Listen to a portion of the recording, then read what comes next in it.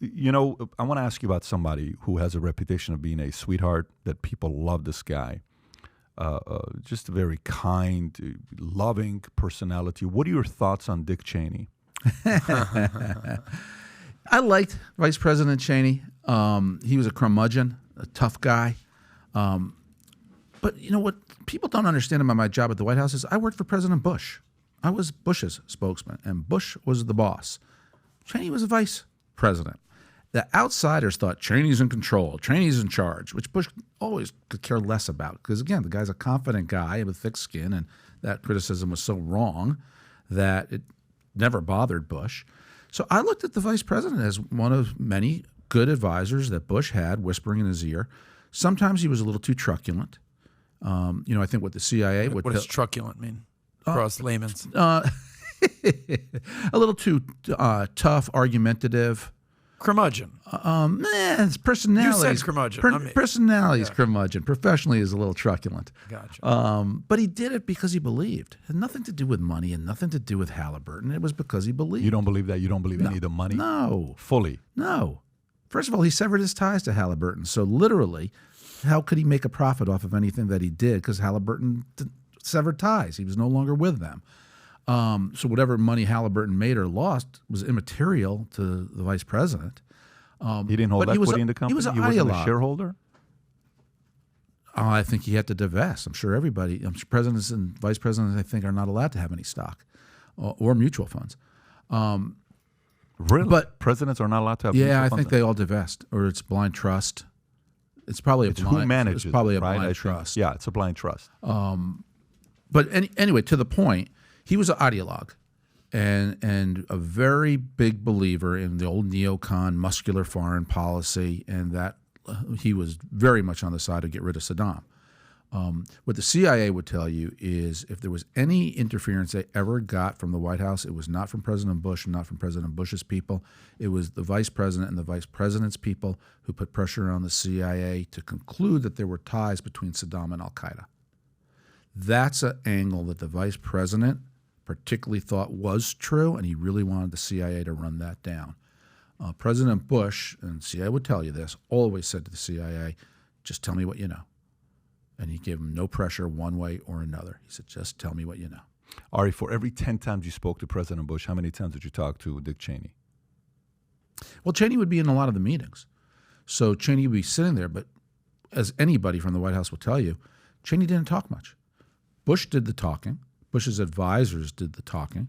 And then Cheney would get together with Bush once a week for their private lunch. And that's when Cheney would say to Bush, here's what I think.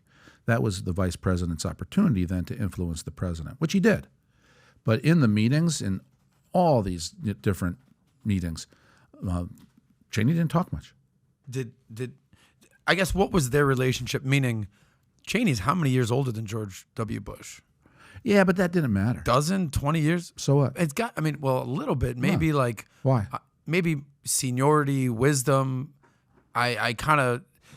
That means Joe Biden knows more than anybody else. Well, yeah, that's a whole nother conversation.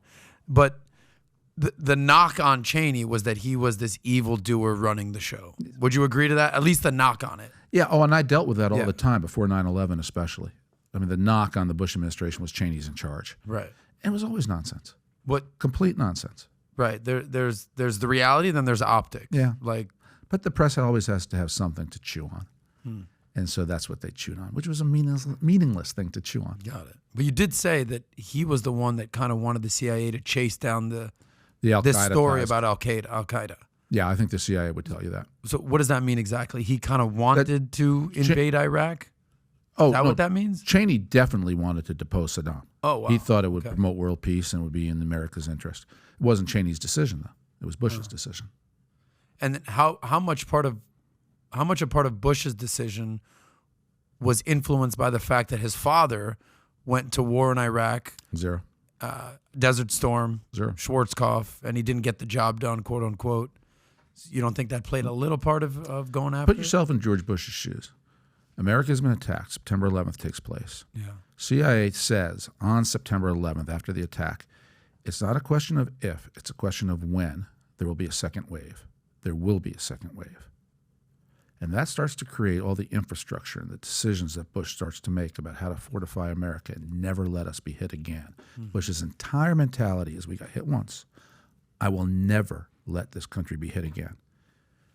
Saddam had nothing to do with September 11th. And I said that repeatedly from the podium. Right.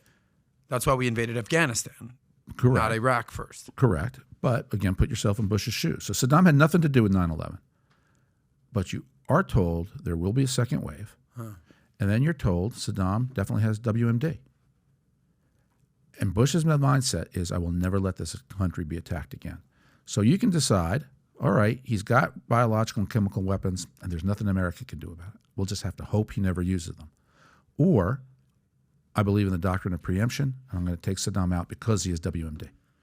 And that is the decision that George Bush ultimately made that people will argue about for decades now, whether it was right or wrong.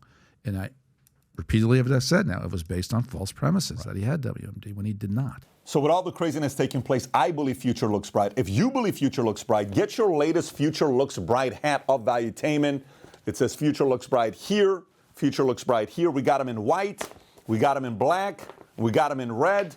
Our black on black sold out. These are about to sell out. If you haven't ordered one yet, we had a person in Michigan, bought one, then he bought 3. Then when those 3 people weren't in the office, they had to order 58 of them because people wanted the Future Looks Bright hat, especially during times like this, because ain't nobody saying Future Looks Bright. To order your Future Looks Bright hat, click over here. And to watch the entire podcast, click here. Take care, everybody.